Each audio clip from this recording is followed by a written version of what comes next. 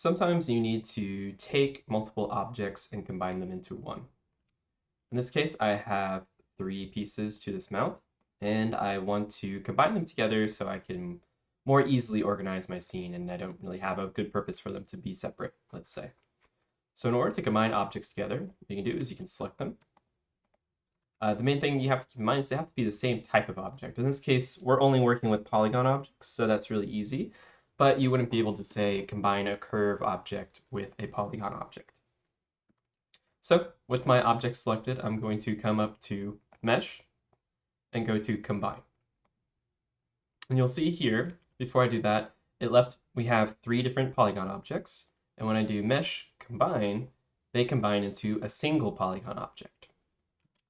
They leave behind something called a transform node, and that's essentially Maya's way of trying to remember that this used to be three different objects instead of just one object.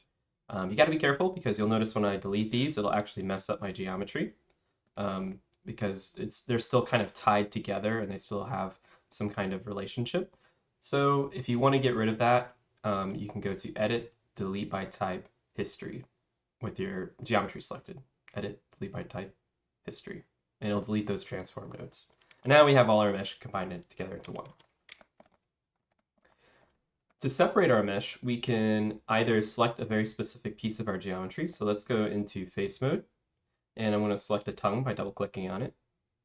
And I'm going to come up to Mesh Separate. And you'll see here in the outliner, I have this group, and I have my original mesh that wasn't separated, and then I have that tongue that I had selected.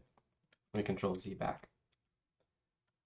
I can also select my mesh, and just without selecting an individual piece, I'll go into Mesh Separate. What it's going to do is, in that case, it's going to separate everything that isn't physically connected together.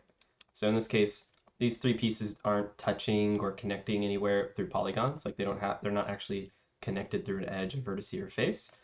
So that all three of those are now a separate piece of geometry. And again, we have this little transform node, which I can delete by going to Edit, Delete by Type, History with these pieces of geometry selected. Okay. If I want to separate a piece, like let's say I want to break off a tooth, that's a little bit more complicated because I need to separate it first by selecting an edge and finding out where I'm going to cut it at.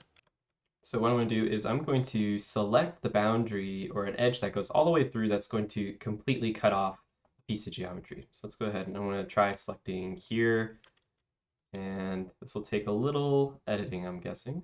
Let's see. This goes all the way around. There we go. So now we have an edge that goes all the way around that tooth. And I'm going to use something called Detach Components. So what I can do is I can come up to Edit Mesh, and then go to Detach. And you might not notice it, but now this tooth is actually popped off. And so I can take that piece of geometry and I can go to Mesh, Separate, and then there we go. I completely cut off that tooth out of there and I completely separated. So in order to separate an object, it has to be disconnected from the original mesh, right? If the pieces are actually still connected, you can't actually separate them. They have to stay the same polygon object. So that's the basics of combining objects together and separating them.